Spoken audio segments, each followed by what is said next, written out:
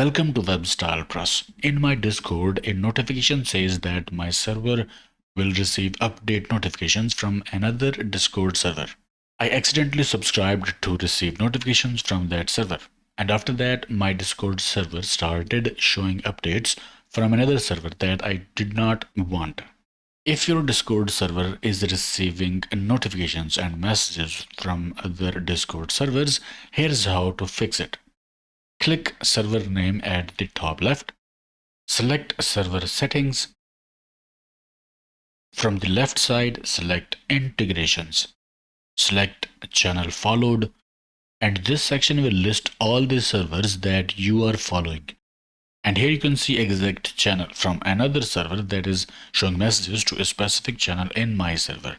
So my followers in my Discord servers are seeing messages from another server that I do not want.